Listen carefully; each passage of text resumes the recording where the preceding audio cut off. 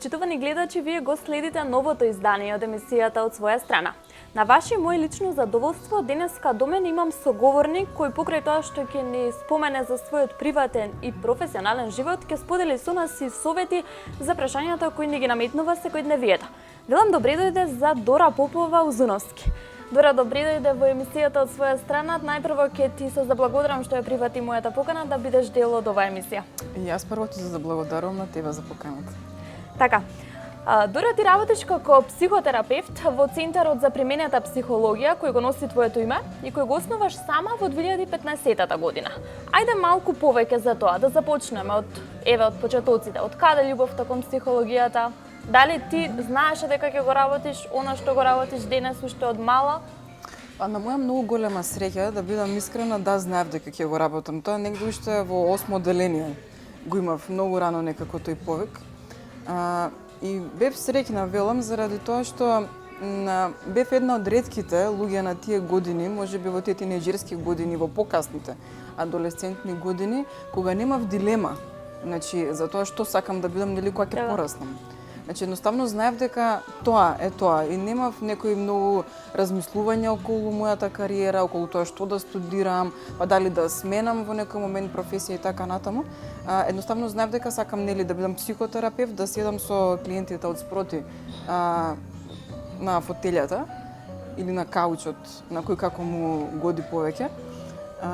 Меѓутоа, како дојдов до тој повик, знаеш, тоа не е случајно прашање, бидејќи кога некој одбира да биде поготово психотерапевт, тоа не е работа што можете да работите туку така, едноставно. Бидејќи е премногу захтевна како работа и бара од самиот психотерапевт, тој што бира професијата, да работи целиот живот на себе, постојано, во континуитет, без прекин.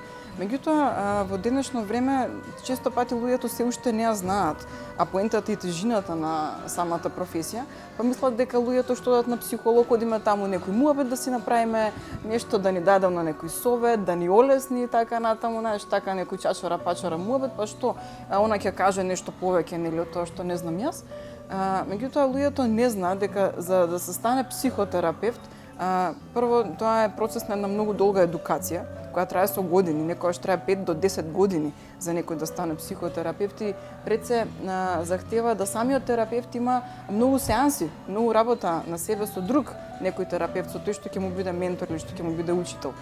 И после следуваат сите тие супервизии, па следуваат семинари, па следуваат конгреси и така натаму, додека некој на здрава нога да застане како терапевт, исто како еден доктор, бидејќи ние на некој начин сме сепак доктори за душата на човекот.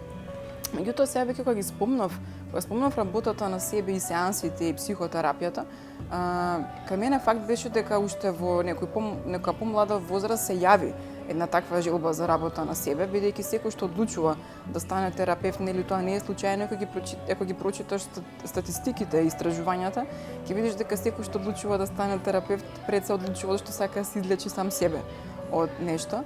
Меѓутоа, ретко кој терапевти ќе го даде тоа признание. Бидејќи секогаш кажуваме сакаме да им помагаме на луѓето и да, ние навистина сакаме да им помагаме на луѓето, меѓутоа тоа е нашиот секундарен порив, кој не е толку примарен, а секундарниот порив веќе некако доаѓа отпосле. Ако можам јас на себе да си помогнам, во цело тоа време, сигурно можам да им помогнам на другите околу мене. Така, во 2015 го отвараш Центарот за применета психологија. Колку време ти беше потребно за да созрееш и да решиш дека ќе отвориш центар и ќе им помагаш на луѓето? Добре, аз прилично млада, бев кога го отворив центарот, имав само 23 години, што многу ретко некој го прави тоа на тие години, меѓутоа имав храброст, бидејќи сакав апсолутно целосно да се насочам во тој домен од мојата работа и немав некоја дилема, мислам, самата одлука кон тоа да го отворам Центарот за применета психологија не ми беше терет. Едноставно знаев дека сакам да бидам тоа што сакам да бидам.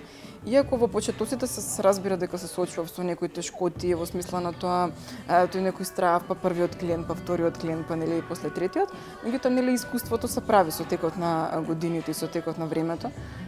Така што сега кога би се вратила назад, сигурно сум дека уште еднаш кога би требало да донесам таа одлука, пак уште еднаш би ја донела. Така, пред твоето име стои називот гешталт терапевт. Ајде да објасниме малку повеќе што означува терминот гешталт. Гешталт терапијата има австриско потекло. Значи, незин основач е Фриц Перлс во далечната 1800 и некоја таму година, после Фройд, ако не се лажам, беше така. И самиот термин гешталт означува целина.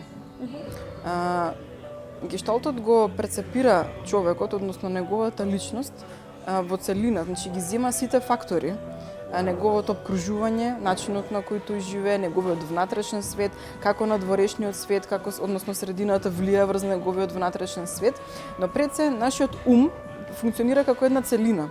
И таа целина е составена како слагалица. Секое делче има свое место. Меѓутоа, таа целина често пати во нашите умови знае да биде хаотична и слагалицата да не е наместена пропорционално како што треба да биде, туку низините делови се измешани.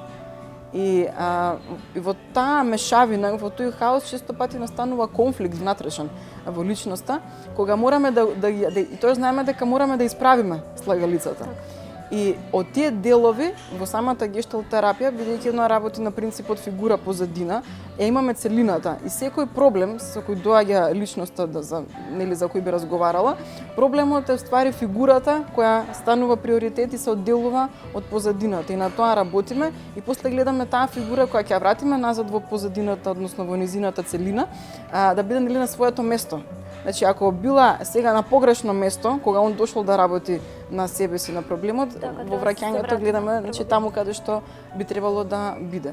И така мислам, гешталтот го одбрав не само што не заради тоа што само е популарен тука кај нас, општо на Балканот, бидејќи во западниот свет, Америка, Велика Британија, Германија, гешталтот не се работи толку многу.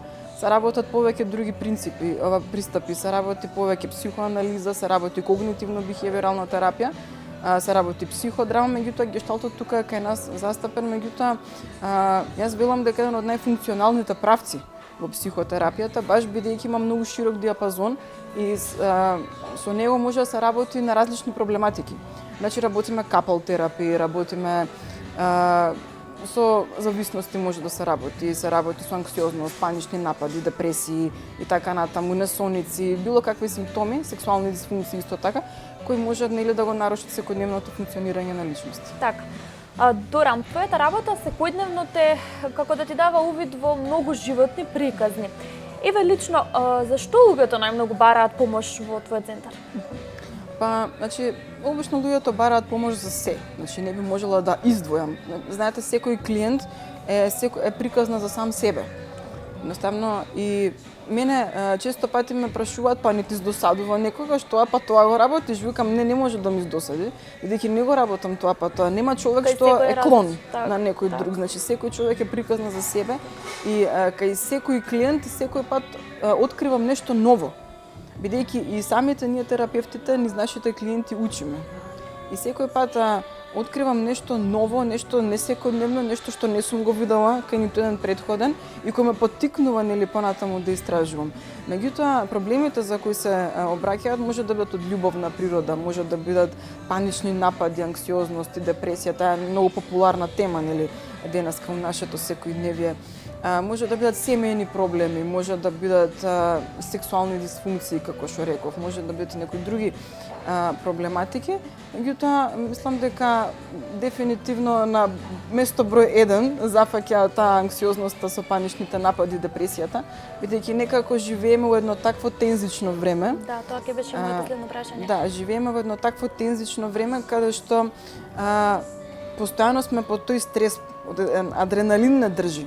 Постојано и кога сме цело време изложени на тој стрес, на тој адреналин, телото, едноставно организмот станува проблем да се избори природно со тој стрес, со таа тензија што трае онака во континуитет, па се случува таа појава на анксиозност и на панични напади.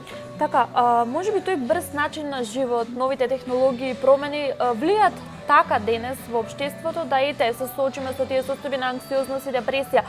Моето прашање е луѓето кои не се образовани, од аспект на психологијата, често мислат дека тоа е една иста работа, анксиозност, депресија. Што е суштинската разлика меѓу овие две појави И еве најчесто како доаѓа до нив? Знаеш, депресијата можеби е подлабоко потиснување на емоциите. Кога имаме анксиозност, значи некои непријатни емоции, некој непријатен материјал, што личноста го носи внатре во себе, и некое време бил потиснат на некое не толку длабоко ниво, сега излегува на површина. И тука лебди. Најчесто станува збор за емоции на лутина или на тага, кои се многу интензивни во некој даден момент, и тие се нели непријатни за личноста да може да се износи со нив или бара начин како да ги изрази. И сега кога доаѓаат они на површината тука негде да лебдат, меѓутоа се уште не се изразени, и создаваат еден притисок. И од таму доаѓа и самата анксиозност. Меѓутоа сега тоа е една причина. Така? Меѓутоа има и други причини. А причина може да биде смрт на многу блиска личност, може да биде загуба, може да биде развод, раскинување на врска, сето тоа што би изместила човекот од таа една негова комфортна зона. Може да доведе до анксиозност и панични напади, меѓутоа нели се зависи од тоа колку се неговите его снаги развиени да се носи со тоа новото што му го носи животот, со тоа што му е нешто непознато, а бидејќи секоја нова ситуација тригира многу емоции, тоа е многу материјал. Секој пат кога влегуваме во нешто ново, во тој стрес, значи имаме стрес, имаме адреналини, се создаваат многу емоции. Тоа е една таква бура која некогаш нели личноста не може да ја износи во самиот себе и затоа му е потребно да побари стручна помош. Така, често слушаме се разочарав и нели падна во депресија, наравно кажано, од што најмногу се разочаруваат луѓето? Разочарувањата кај луѓето се индивидуални секогаш. Некој што една ситница може да го разочара, за некој друго е тоа смешно. Може ли од На едно некој мало многу му треба разочарување да се дојде до разочара. депресија? Добро, значи пред има разлика меѓу депресивност и депресија. Значи правиме тука разлика. Депресијата е многу посериозна состојба. Ете, јас уствари не ја направив моментално споредбата, нели ме прашаш што е разликата меѓу анксиозноста и депресијата. Кога станува збор за депресијата, она е автодеструктивна по самата себе, значи за личноста. И тука станува збор за многу длабоко потиснати емоции, на тага и на лутина кои личноста од некоја причина нема можност да ги изрази и ги врти внатре кон самата себе. Додека кај анксиозноста тие емоции се тука лебдат и она ги чувствува, присутни се. Меѓутоа кај депресијата, поготово веќе кога ќе влезе особата во апатија, тие се многу длабоко потиснати и не можат да излезат. И затоа често викаме дека кога работиме со човек во депресија да го разлутиме или да му ја извадиме тагата, значи е за нас многу голем успех како терапевти. Бидејќи тоа он веќе почнува нанадвор да го изразува тоа што е внатре, што го свртал против себе внатре во него. А меѓутоа малите разочарувања не верувам дека можат нели да донесат до некоја депресија, иако добро малите разочарувања секој различно ги доживува. За некој е мало разочарување, меѓутоа за некој ќе биде многу големо. И тоа многу зависи од цртите на самата личност, како ги доживува работите, од его снагата, нели како што реков, колку е она силно развиена или колку не е. И од тоа пред се, од тоа колку една личност е перфекционист или не, бидејќи кај перфекционистите постои тоа една подлабока нарцистична повреда. Можеби во самите себе они стравуваат од грешка.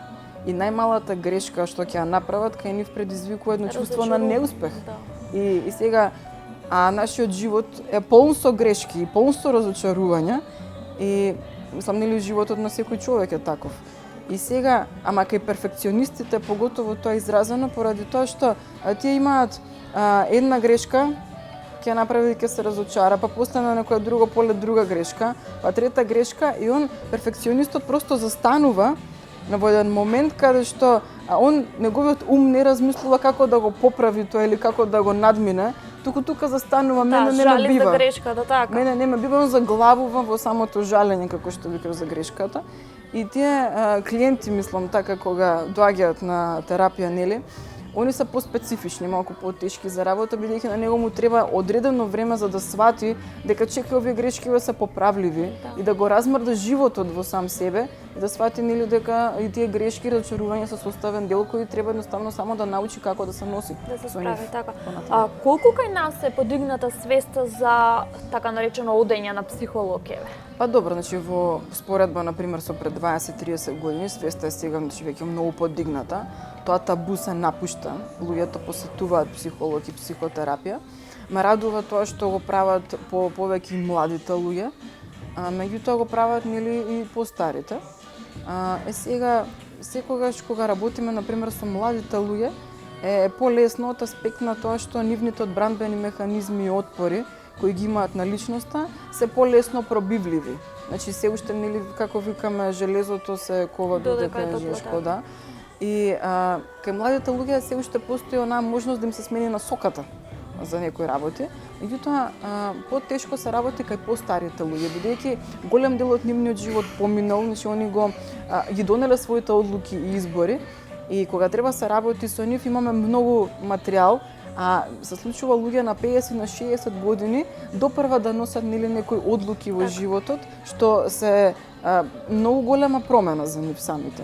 И како сега од тука понатаму тој да продолжи и за мене како помлад терапевт секогаш е можеби поголем предизвик кога работам со постарите, бидејќи многу повеќе нели можам и од нив да научам, меѓутоа се разбира дека и со младите сакам да работам, од друга страна па бидејќи кај нив прогресот може да биде некош побрз, иако нели тоа не е правило кај кој може да биде побрз или не. Прогресот сепак зависи до самата личност. Тука ми се наметна прашањето за која е старосната граница еве можеби на луѓето кои доаѓаат во твој центар? Старосната па значи доаѓаат од сите возрасти, да бидам искрена. Доаѓаат и деца од 7-8 годишна возраст, меѓутоа доаѓаат и луѓе што имаат и 60 и повеќе години. Така да значи немам некој оптек, иако во просек најмногу доаѓаат може меѓу 20 и 40 години. Така. Којато изрелиот период на личноста, кај што се уште се развива. Како психотерапевт и психолог, еве да дадам еден генерален совет до оние млади кои што нели кажуваат дека над глава им висат проблемите, така народно кажано. Кој би бил тој генерален совет кој што ќе го патиме до нашите гледачи? До младите? Така, до младите. Јас би им рекла на младите, мислам, зависи нели секојаш од проблемот кој го имаат. Некојаш се прашувам на нас младите уствари што е тоа што ни тежи толку многу. Бидејќи како што нели поминуваат годините и времето во нашиот живот и како се наоѓаме со нови предизвици, често пати знаеме после да кажеме леле како демек ми било тоа некогаш битно. Да, како да се жалиме за некои ситници. Тоа било толку ситно во споредба нели на овој проблем што го имам сега во моментов, да. Повеќе, не знам, би им рекла да го живеат животот, бидејќи луѓето забораваат да го живеат животот во голема мера и се затрупуваат едноставно во некои концепти на умот, на самите себе, кои ги поставуваат како услов за среќа. Во смисла на тоа, значи ми треба да имам кариера или ми треба да имам ваква кола или да имам ваква куќа или да имам не знам што за да бидам среќен. Меѓутоа, и кога ќе го оствари тоа, он после сваќа нели дека сепак не е среќен и покрај сите тие негови остварувања, дека повеќе треба се сврти кон сам себе внатре, да види што е тоа внатре во него што работи и го прави упорно несреќен. И нели, откако ќе открие да види што е тоа па мене што ме прави несреќен, после тоа да следи ајде да видам сега што може мене вистински внатре да ме направи среќен, а да не биде тоа само од надвор собрано, значи дали ќе бидат материјални средства или ќе биде статус некако во општеството кој сакаме сите денеска да го покажеме, поготово нели преку социјалните мрежи, технологијата и така натаму, бидејќи сето тоа предизвикува едно задоволство, меѓутоа многу минливо. И во следниот момент човекот веќе бара некое друго такво задоволство, па бара трето, па четврто и се тоа така еден бескрајен круг станува од кој не може некош да излезе. Така. Дора, твојата втора љубов е писателството. Од неодамна излезе и твојата втора книга. Гледачите ќе може да ја погледнат. Тоа е романот Синиот час, за кој што се одржаа повеќе промоции, како во Скопје, така и во повеќе градови во Македонија. Моето прашање е колку тебе ти се значајни тие средби автор-читател? Како ги доживуваш? Мене многу ми се значајни тие средби автор-читател, бидејќи еднаш во едно интервју за еден портал, не знам за кој беше, баш наведов дека читателите не се само публика од која треба да се земе нели восхитот. Бидејќи Ако јас успеам да допрам до душата на мојот читател и он допрел до мојата, бидејќи разбрал која порака му ја носам со тоа што сум го напишала, и со самото тоа кога некој ќе ми каже дека се пронашол во моите написи, мене тоа навистина ме радува, бидејќи кога писателот пишува, он не пишува од ниедно друго место, туку од неговата глава. И никогаш не можеме, барем во емоционалниот дел, да се изземеме од тоа што е автобиографско. И тука веќе не се чувствувам сама, еве, не сум само јас таа, туку има и некој друг што се чувствува слично како мене. Така, јас ќе те А тоа прашам нели се разбира читателот? читателот, колку синиот час, односно твојата втора книга, е поврзана со првата? Или се сосема две различни? Тоа се сосема две различни книги, односно два различни романи со различни содржини. Добро, јас искрена сум, значи во однос на првата книга и во однос на втората. Можеби втората книга е посериозна, за разлика од првата, посозрејана. Значи, кај мене не патам јас, нели од тој момент леле првенче бил тој роман, па сега треба да биде најдобар, бидејќи јас верувам дека со самото зрење на личноста и кај писателот, неговите дела секогаш се подобруваат и стануваат самите дела посозреани, пософистицирани во секоја смисла и на зборовите, и на лексиката, и на граматиката. Меѓутоа, кога решив да напишам Синиот час, тоа беше кај мене треба многу малку за инспирација, меѓутоа тоа многу малку некогаш го најам тешко. Значи сега можам да излезам случајно и сосема неочекувано по улица да сретнам некоја инспирација и да знам дека таа е таа инспирацијата, бидејќи инспирацијата не ја бираме кога доаѓа, она едноставно не напаѓа. Така. И кога таа инспирација ќе нападне, тоаш самиот роман се пишува само од себе. А мислам дека често пати моите прсти куцаат само. Ја куцаат тастатурата, а романот се пишува само. Надзираме ли нешто автобиографско во твоите дела? Како што реков, нели, сепак секој писател кога пишува, од ниедно друго место тоа напишаното не излегува освен од неговата глава. И секогаш има автобиографско, меѓутоа не може би толку во дејствата се чиста фантазија, меѓутоа има во емоционалниот дел, пошто секој писател нели открива парче душа низ своите книги. Во Синиот час се забележуваат и психолошки елементи, ти всушност тоа и го работиш, колку е тоа предност за тебе? Па искрено многу е предност тоа за мене, јас баш за тоа и сакам да пишувам, зашто едноставно уживам да пишувам за тоа како влијаат нашите внатрешни интрапсихички процеси во интерперсоналните односи, бидејќи на луѓето тоа не ми е јасно. Тешко им е на луѓето да разберат дека односите кои ги прават со другите луѓе немаат врска со другите луѓе, туку имаат врска со самите нас. Значи, како јас ќе се поставам со тебе, како јас ќе се однесувам со тебе, во голема мера зависи од тоа како јас се однесувам кон самата себе. Значи, дали јас ќе те почитувам или нема да те почитувам, зависи од тоа дали јас се почитувам или не се почитувам. Бидејќи на луѓето едноставно им е тешко да увидат и да превземат одговорност пред се за тоа што го чувствуваат. И па често пати знаеме вината или одговорноста да ја пренесеме на некои други луѓе и да речеме тој ми сгреши, тој ми направи вака, тој ми направи онака, а без да помислиме дека чекај што придонесов, значи јас за тоа да се случи. Или како јас се најдов во една таква токсична релација која едноставно не ми прија на мене. Ме разбираш во таа смисла? И затоа јас сакам да пишувам, иако гледам дека се уште мојата идеја за тоа да ги освестам луѓето малку повеќе преку моите дела, за тоа што тие самите чувствуваат во себе, а наместо да бидат насочени кон тоа како другите цело време се однесуваат кон нив, малку можеби ми оди потешко.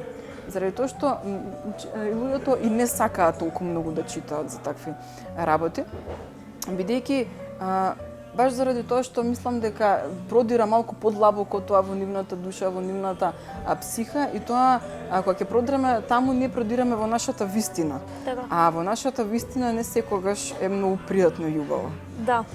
Дали некој од клиентите кои што минуваат низ твојот центар се пронаоѓа некако во ликовите од животната приказна во Синиот час? Па добро, до сега искрено не моите клиенти само, туку сите луѓе што ја прочитаа книгата се пронајдоа себе, бидејќи тоа што е, мислам, многу е распространето, бидејќи нашите чувства и емоции, мислам, и мисли се универзални. Нема тука некоја разлика. Сите имаме потреба од љубов, сите имаме потреба од тоа нели да бидеме почитувани, од тоа да бидеме докажани од сите тие нешта. И тука едноставно не може некој што нема да се пронајде. Сите тој го имаме еден нарцистичен дел во нас што сакаме да го покажеме, да го истакнеме. За чија сметка некогаш страдаме внатре во нас како што страда нели Лола, која е главниот лик. И од друга страна имаме нели еден Джек кој живее некој послободумен живот и така натаму, меѓутоа и тој слободумен живот уствари после некое време сваќа дека е само маска и дека му е како одбранбен механизам за сето тоа што го носи внатре и со цел да избегне да се соочи со тоа што го носи внатре. И имаме и такви луѓе, нели, кои навидом им е се едно за се, не се замараат со ништо, не сакаат да превземат одговорност, меѓутоа кога ќе прочепкаме малку подлабоко нивната душа ќе видиме дека па уствари можеби се работи за една апатија кон самите себе, за еден однос кон самите себе што им е негативен едноставно, бидејќи тоа непревземање на одговорност едноставно не одзема моќта во секој невието да видиме ние кои сме, што сме и ни ги ограничува потенцијалите. Така да мислам тој во еден безгрижен живот кој секој човек можеби тежно е да го живее и нема нешто толку многу позитивно или убаво, бидејќи болката е таа што сепак на крајот нас не созрева. Кога би го живееле така само животот во една позитивна сфера, во една позитивна, константна емоција, не би можеле никако да пораснеме, никако да созрееме, едноставно би останале заглавени во една улога на дете, која нема да ни донесе никаков предизвик подоцна во животот. Од твоето досегашно искуство, колку кај нас се читаат македонски автори? Па се читаат, мислам дека веќе се напушта тоа табу дека нашите македонски автори се досадни или дека нема што да напишат или дека тоа се некако клише. Меѓутоа се уште превладуваат странските автори. Тоа е дефинитивно така. И луѓето некако тежнеат постојано, нели ние страдаме како македонци од тој комплекс на ниска вредност до некаде, едноставно да го обезвредниме ова нашево што го имаме, меѓутоа да се воодушевиме од тоа туѓото надвор или тоа туѓото надвор да не биде репер, за тоа што е добро.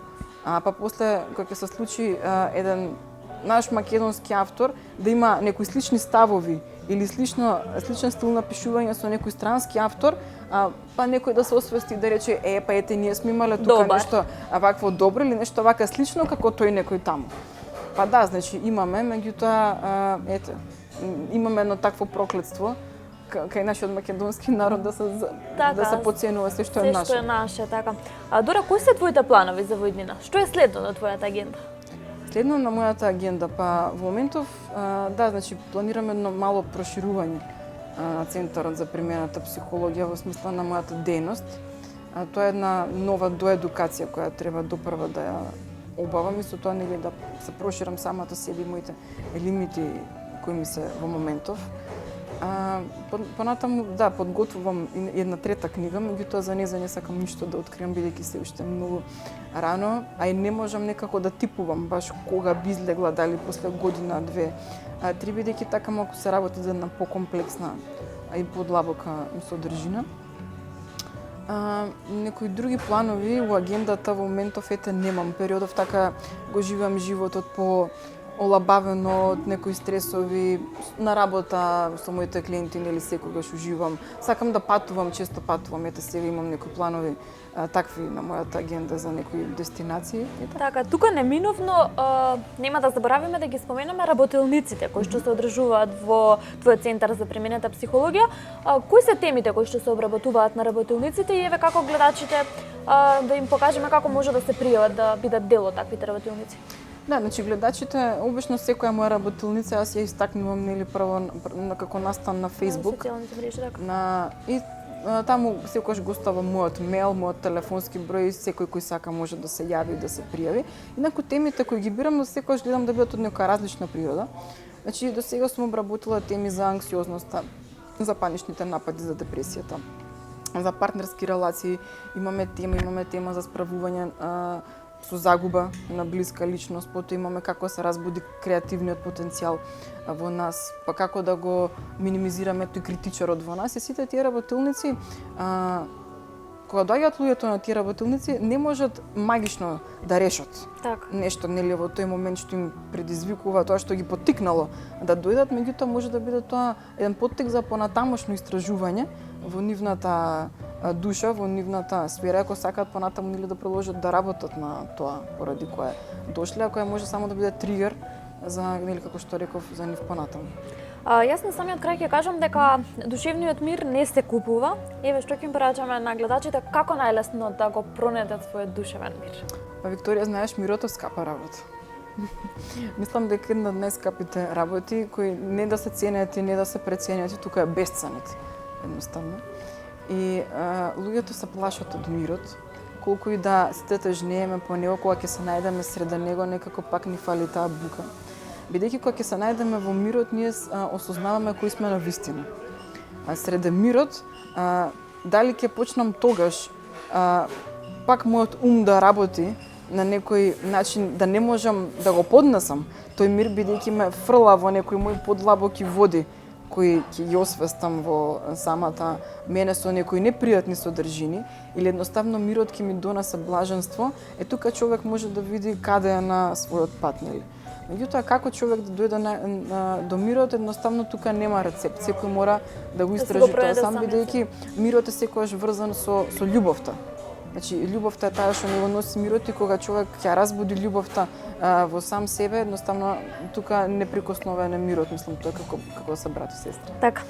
Дора, на самиот крај ќе ти се заблагодарам уште еднаш што ја прифати мојата покана да бидеш дел од емисијата од своја страна. Ќе ти посакам уште многу успеси во твојата работа, секако и во твојата втора љубов писателството, уште многу нови наслови, секако да се видиме на некоја наредна промоција. Сигурно дека ќе се видиме, ти благодарам и на тебе за поканата, за дека се разговараме. Почитувани гледачи, тоа беше уште едно издание од емисијата од своја страна. Овој пат со Дора Попова Узуновски. Јас ви се заблагодарувам што не следевте, веќе од следната недела се гледаме со друг интересен гостин. На самиот крај ќе упатам поздрав до моите спонзори: Бутик Ангелиус, кој што се наоѓа во градски трговски центар на 3-ти кат, и фризерско студио Дена, кој што се наоѓа во Аеродром.